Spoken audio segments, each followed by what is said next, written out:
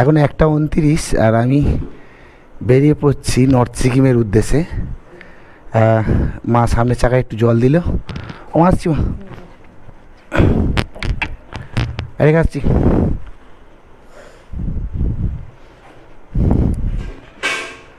সামনের গেটটা একটু টেনে দেয় দিকে, এখান থেকে পারবো।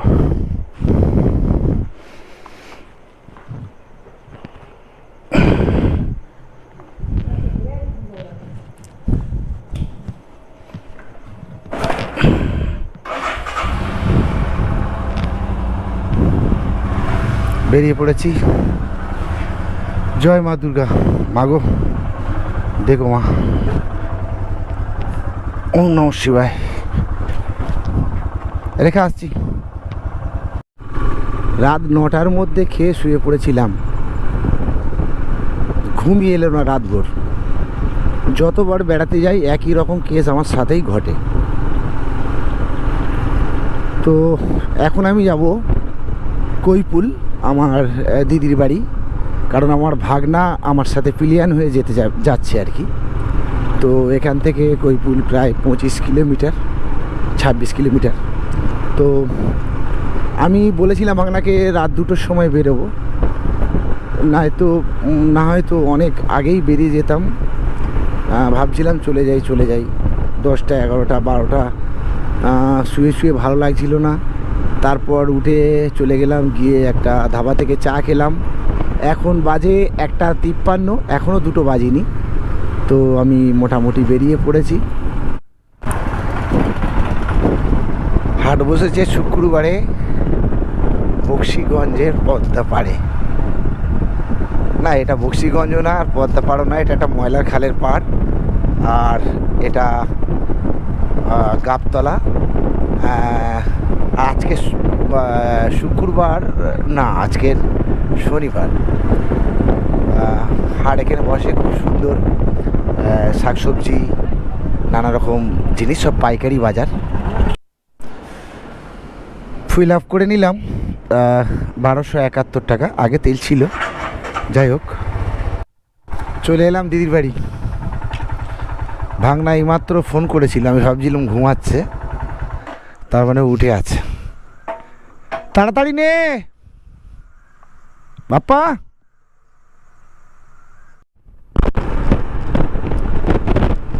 এখন 4:31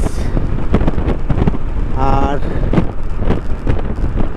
শিলিগুড়ি এখনো 512 কিলোমিটার। তো এতক্ষণ খুব জঘন্য রাস্তায় আসছিলাম। চলুন একটু মিউজিক শুনতে শুনতে কিছুটা পথ অতিক্রম করে ফেলি।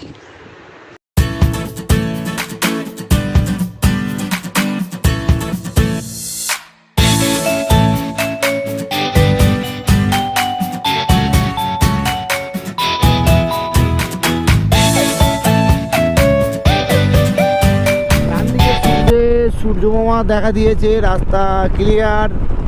আর 200 কিলোমিটারের মধ্যে দাঁড়াবো বলেছিলাম, কিন্তু একটা চায়ের দোকান দেখে, কিন্তু 211 কিলোমিটার হয়ে গেছে, এখনও পর্যন্ত কোনো চায়ের দোকানের সন্ধান পাইনি। আর ওই জন্য দাঁড়ানো হলো না। কোনো চায়ের দোকান বলতে এমন একটা দোকান খুঁজছি যে দোকানে জল টল পাবো। রাস্তায় আজ অর্ণব ভাইয়ের সঙ্গে দেখালো। অর্ণব একটা মানে সত্যি আমি অ্যাডভেঞ্চারের দিক থেকে অর্ণবকে আমি আগে রাখবো সবার। কারণ অর্ণব এমন একটা ছেলে, লাদাখ, নর্থ বেঙ্গল, দার্জিলিং এত কম পয়সার মধ্যে ওর 100 সিসি বাইক নিয়ে করে। এই যাচ্ছে অর্ণব ভাই।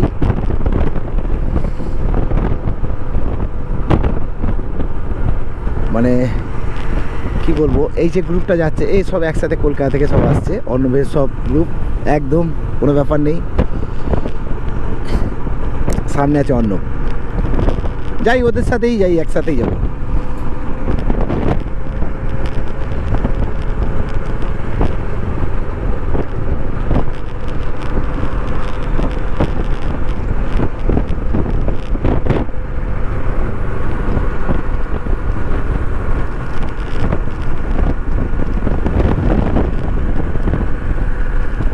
অর্ণব একদম দেখা হচ্ছে। আছি আছি আছি আছি আছি সত্যি খুব ভালো ছেলে।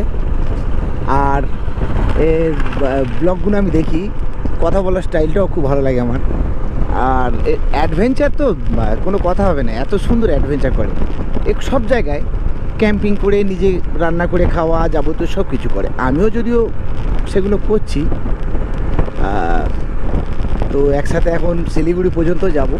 ওরা যাচ্ছে নর্থ বেঙ্গলের কোনো জায়গায়, আর আমি তো যাব নর্থ সিকিম। তো শিলিগুড়ি পর্যন্ত এক জায়গায় যাব। এবার যাচ্ছে ওটা নলহাটি, রামপুরহাট, তারাপীঠ যেতে গেলে ওই রাস্তাটা যেতে হয়। আর আমরা চলে যাব সোজা ফারাক্কা হয়ে শিলিগুড়ি। ব্রিজ নম্বর 340, কী নাম জানি না, তবে ব্রিজটা হেভি সুন্দর। আর তলা দিয়ে নদীটা বয়ে গেছে, একবার দেখো, হেভি লাগছে, দেখো একবার। এটা একটা লোহার ব্রিজ, এত সুন্দর ব্রিজ, খারাপ না। আর নদীটা দেখো, ওইদিকে আর একটা ব্রিজ, সেই ফাটাফাটি জায়গা,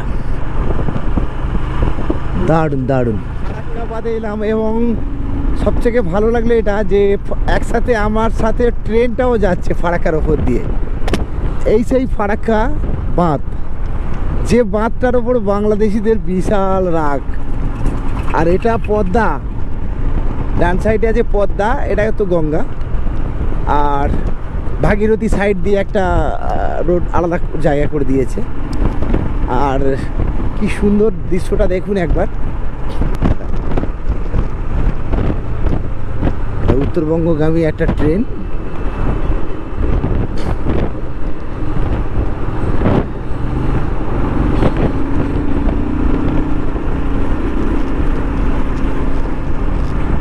গঙ্গা আমার মা, পদ্মা আমার মা। এই পারে পদ্মা, ওই পারে গঙ্গা। ও আমার দুই চোখে দুই জলের ধারা, মেঘনা যমুনা। আরো একটা নতুন করে ব্রিজ তৈরি হচ্ছে, ওই দূরে দেখতে পাচ্ছেন। আর সত্যি পদ্মা,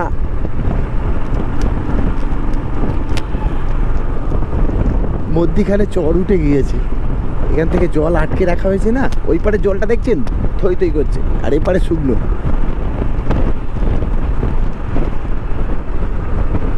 বাম পাশে দিয়ে ট্রেনটা যাচ্ছে দেখুন,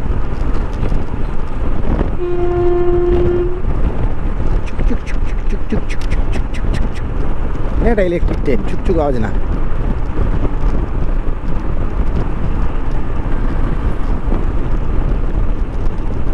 দেখতে পাচ্ছেন এই পাশে কতটা জল, আর এই পারে শুকনো, ঠনঠনে শুকনো। নদী পেরোলাম ফারাক্কা বাঁধের উপর দিয়ে। মালদা এসে একটু টিফিন করলাম, আর বেশ কিছুক্ষণ রেস্ট নিলাম। এখন 10টা 8, আমরা 9:45 বা 40 নাগাদ ঢুকেছিলাম এখানে। খানিক্ষণ এই 5-10 মিনিটের মধ্যে খানিক্ষণ ঘুমিয়ে নিয়েছি। এত জোর ঘুম পেয়েছিল, আমার চোখ বন্ধ হয়ে যাচ্ছিল।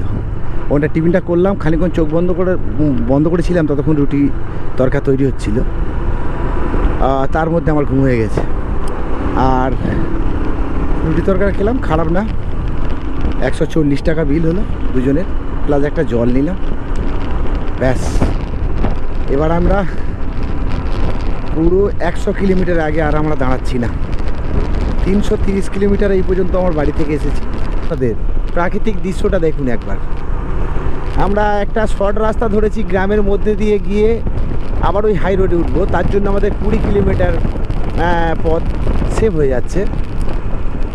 কিন্তু শর্ট শুধু তাই না, প্রাকৃতিক দৃশ্যটা এত সুন্দর, আর প্লাস গাছের ছায়া, হ্যাঁ বেশ ভালো লাগছে। হাই রোডে যেমন একভাবে টানতে গেলে একটু ভালো লাগছে, বেঁকাবেঁকি ঘোরাঘুরি, খারাপ লাগছে না, ভালোই লাগছে। ভিতর দিয়ে প্রায় 45 কিলোমিটার ভিতর দিয়ে এসে এখন NH 27 এসে উঠেছি, কিন্তু NH-27 অবস্থা একেবারেই খারাপ। মানে গাড়ি জোরে চালালে খুব বিপদে যাবে, কখন বড় বড় গাড্ডা পড়ছে, রাস্তার অবস্থা খুবই খারাপ। চা বাগানের শুরু, এখনও আমাদের প্রায় 70 কিলোমিটার বাকি আছে, কিন্তু এখান থেকেই চা বাগান শুরু হয়ে গেছে। কোনো একটা ভালো চা বাগানের সামনে আমরা দাঁড়াবো এবং আপনাদের ভালো করে আমি দেখাবো। চা বাগানটা একবার দেখুন, না ভিডিও করে পারলাম না, তাই নিচে নেমে গেলাম। দেখুন একবার, না এখান থেকে ঢোকাবো, দেখেন কত সুন্দর। দেখুন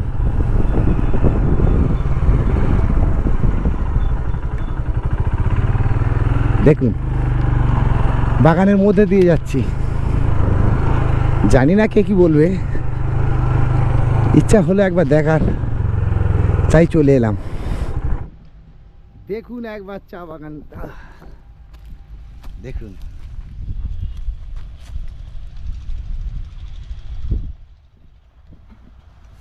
চা পাতা কি জিনিস জানেন? দুটি পাতা একটি কুঁড়ি। দেখুন কত বড় বাগান, যত দূর নজর যাবে আপনার তত বড় বাগান। আর ওইটা চা বাগানের কারখানা, চায়ের পাতা তোলে যেখানে কাছাকাছি কারখানা থাকে, না তো চায়ের পাতা শুকনো হয়ে যায়। কেমন লাগছে বল?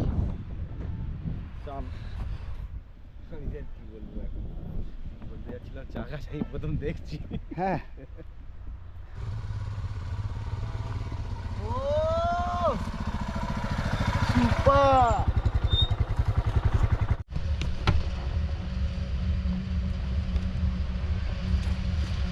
অন্য কায়দা হবে।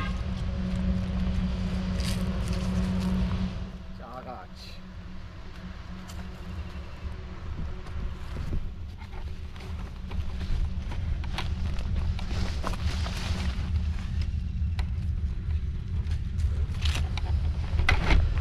হ্যালো বন্ধুরা,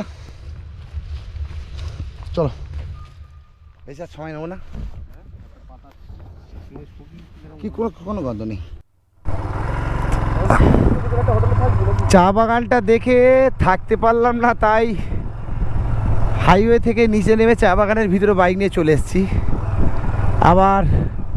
এখন আবার শিলিগুড়ির দিকে যাব। এখান থেকে প্রায় 50-60 কিলোমিটার শিলিগুড়ি। এখন সিদ্ধান্ত নিতে পারছি না যে শিলিগুড়িতে থাকবো নাকি অন্য কোথাও থাকবো। যাই হোক, যেখানেই থাকি আপনাদের সেটা আমি দেখাবো। আমি মনে করলে আরও অনেক আগে পৌঁছে যেতে পারতাম। ইচ্ছা করে চায়ের বাগানে বেশ কিছুক্ষণ সময় চায়ের বাগানে কাটালাম, মনটা একটু ফ্রেশ হয়ে গেল। এতক্ষণ যে দু চোখে ঘুম ভাবছিল, সেই ঘুম ভাবটাও চলে গেছে। মনটা আনন্দে ফুটফুটে ভালো একটা দৃশ্য দেখে খুব ফ্রেশ হয়ে গিয়েছে। আর ওই দেখুন চা বাগানে জল দিচ্ছে, দেখুন দেখতে পাবেন, দেখাচ্ছি দাঁড়ান। চা বাগানে জল দেওয়ার সিস্টেমটা দেখুন, দাঁড়ান এই ফাঁকে দাঁড়াচ্ছি। দেখুন চা বাগানের ভিতরে যে বড় বড় গাছগুলো আছে, চা গাছের অ্যাকচুয়ালি ছায়া প্রয়োজন এবং প্রচুর জলের প্রয়োজন। আর কিন্তু গাছের গোড়ায় জল না জমে, জল সবসময় এদের স্প্রে করতে হয়। আর বড় বড় গাছ আছে ছায়ার জন্য। আর চা বাগানটা দেখুন কি সুন্দর, আর কত সুন্দর কায়দায় এরা জল দেয়।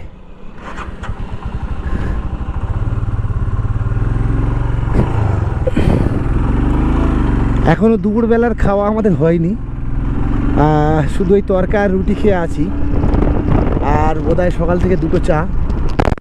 অচেনা পথের তবু চাকা ঘুরতে থাকে, হলো সঙ্গীকা কে জানে।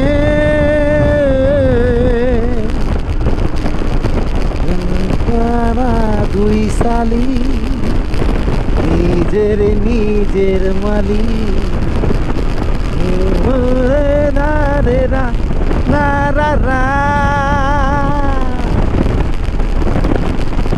এই কুয়াশা ঘেরা রাজপথে নেমেছে রাজ পাখি খালি হাতে, কানামাছি খেলে যায় বুক বুঝে কোন কানে। দুই পৃথিবী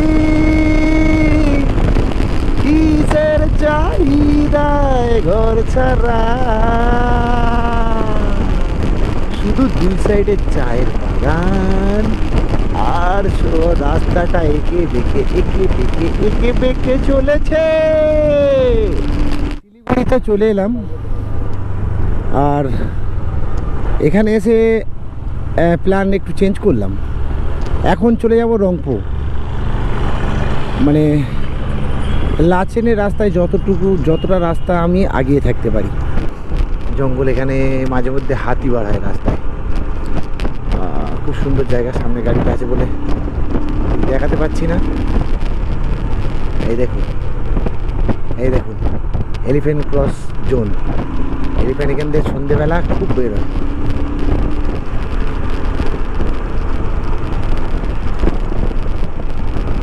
এই দেখুন, দেখতে পাচ্ছেন এখান দিয়ে মানে হাতি যখন তখন কিন্তু বার হয় এই রাস্তা দিয়ে। আর চিতাবাঘও আছে, সেই জন্য সন্ধ্যের পরে এই রাস্তায় কেউ যায় না। এখন সবাই নামছে পাহাড় থেকে, আর আমরা যাচ্ছি উপরে।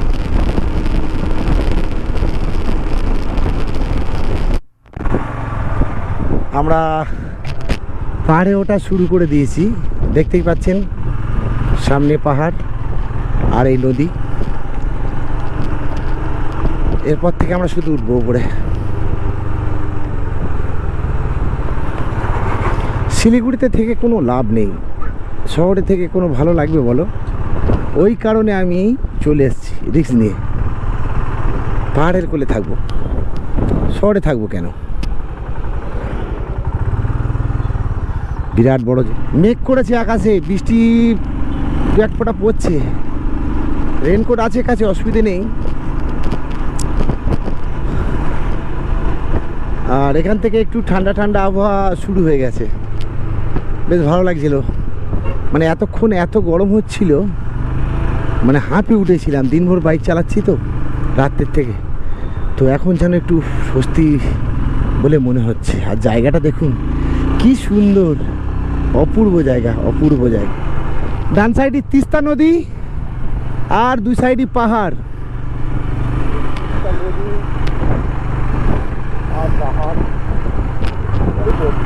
ল্যান্ডস্লাইড কিন্তু এখন হচ্ছে, চিন্তা করো তাহলে বর্ষাকালে কেমন ল্যান্ডস্লাইড হয় এখানে।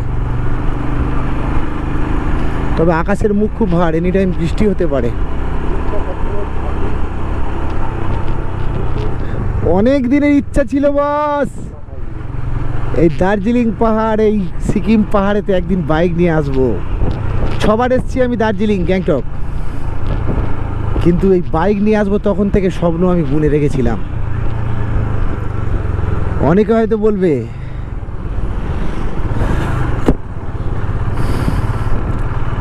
যে ভাই তোর টাকা আছে তুই পাচ্ছিস। ভুল কথা, আমার কোনো টাকা নেই, আমার মন আছে, মন, যার জন্যে বারে বারে যেখানে ইচ্ছা বেরিয়ে পড়ি। একটা কথা বলবো, সময় কি কেউ ধরে রাখতে পারে? সবাই বলবে পারে না, আমি বলবো হ্যাঁ পারা যায়। নিজের মেমোরির লাইফস্টাইলে আপনি, আপনার যা লাইফস্টাইলে আপনার মেমোরিতে আপনি সময়টাকে, ওই সময়টাকে ধরে রাখতে পারেন। আর একটা কথা বলি দাদা ভাই, যতদিন তোমার কাছে টাকা নেই ততদিন তুমি বেরিয়ে পড়ো, আর যখন তোমার কাছে টাকা আসবে না তখন তুমি আর কোথাও বেরোতে পারবে না। এটা মনে রেখো।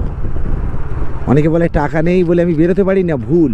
টাকা না থাকলে বেরোনো যায়, আর টাকা থাকে যাদের তারা বেরোতে পারে না। আমার মন বসে না শহরে, ইট পাথরের নগরে, তাই তো এলাম পাহাড়ে, তাই তো এলাম পাহাড়ে। জায়গাটা দেখুন, সামনের জায়গাটা কিভাবে ল্যান্ডস্লাইড হয়েছিল দেখুন। ল্যান্ডস্লাইড এখানে কিভাবে হয় দেখুন। এখানে যত সুন্দর তত নির্মম হয়ে যায় কোনো কোনো সময়। প্রকৃতি এখানে নানা রকম খেলা খেলে। সেই একটা গান আছে না, খেলিছ এ বিষয়ে, বিরাট শিশু আনমনে খেলিছ। এই পাহাড় সত্যি নানা রকম খেলা খেলে, কখনো বৃষ্টি, কখনো ঝড়, কখনো তুফান, কখনো ল্যান্ডস্লাইড, কখনো বন্যা, কখনো তুষারপাত। তাড়াতাড়ি যে যাব সে উপায়ও নেই, কারণ সামনে গাড়িগুলো এমনভাবে যাচ্ছে, সাইডও দিচ্ছে না। আর পাহাড়ের রাস্তায় খুব একটা ওভারটেকিং আমার মনে হয় ঠিক না। সেখানে ওভারটেকিং করার জায়গা আছে, সেই সব জায়গাগুলো করো, যেমন করলাম একটু। যেখানে খাদ আছে সেখানে কোনো ওভারটেকিং হয় না।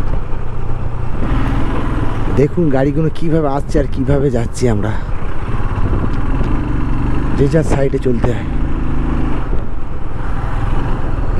পাহাড়ে চালানোর অভিজ্ঞতা মানে যাদের নেই তারা খুব অসুবিধে পড়বে। সবসময় নিজের সাইডে থাকতে হবে, তাহলে কিন্তু সেফটি চলবেন। আর একটা জিনিস, লোকে মনে মনে করে পাহাড়ে উঠতে গেলে সবথেকে ঝামেলা। না, পাহাড়ে নামতে গেলে, এখন নামছি, গোপ্রোতে বোঝা যাবে না কি বোঝা যাবে কি জানি না, এই যে নামার রোডটা বারবার যদি ব্রেক করা হয় আপনার ব্রেক শু পুড়ে যাবে এবং ব্রেক ধরবে না, কি বিপদে পড়বেন বুঝতে পারছেন তো। এর একটা উপায় আছে, আমি করছি, এটা লক্ষ্য করে দেখুন। নিচে যখন নামবেন দ্বিতীয় গিয়ার দেবেন আর ইঞ্জিন ব্রেক করবেন। ইঞ্জিন ব্রেক বলতে ক্লাস অ্যাক্সেলটা দেবেন, যেখানে ব্রেক করার দরকার অ্যাক্সেলটা ছেড়ে দেবেন, একা একা গাড়ি ব্রেকিং হয়ে যাবে। তারপরে যদি লাগে তখন পায়ের ব্রেক হাতের ব্রেক ব্যবহার করুন।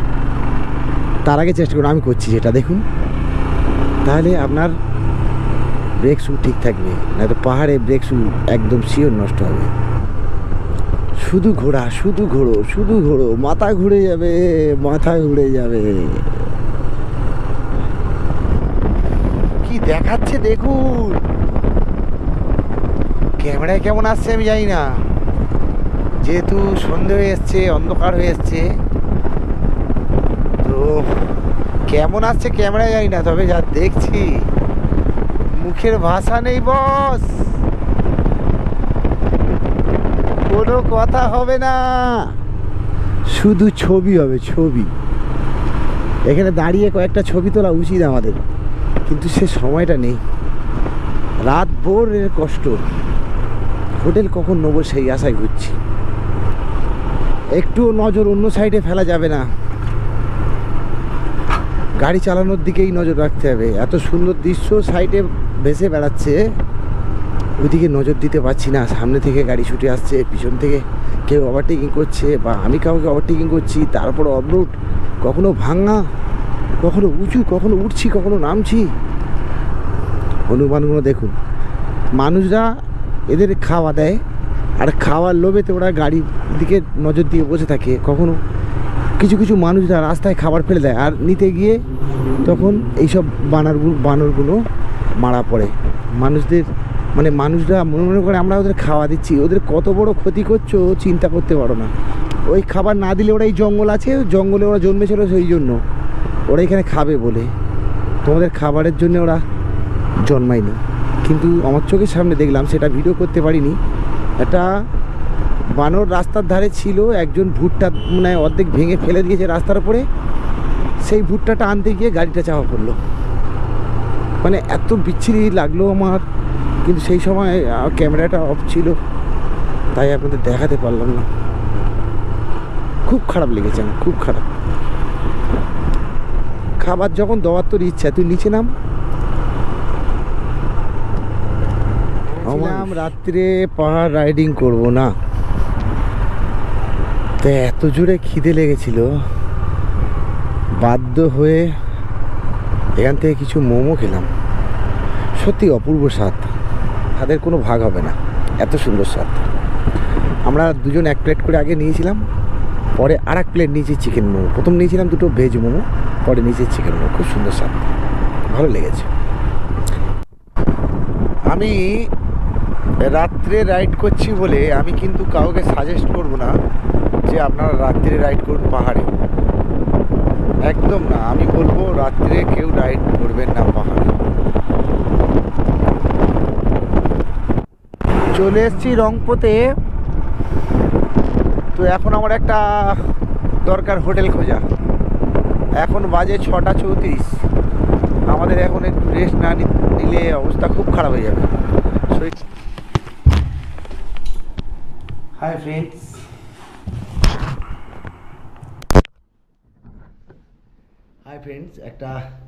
আমরা এখন চলে এসেছি রংপো।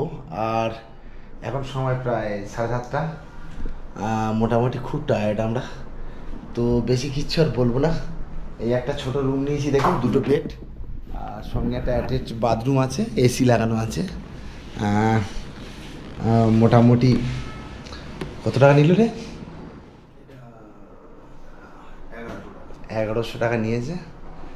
যা হয় হোক, এখন আর আমি বার্গেনিং করার সময় নেই, মানে সেই ক্ষমতাটা নেই করার, এত কষ্ট হয়ে গেছে। সুতরাং আজকের মতো এপিসোড এখানে শেষ করছি। বাই।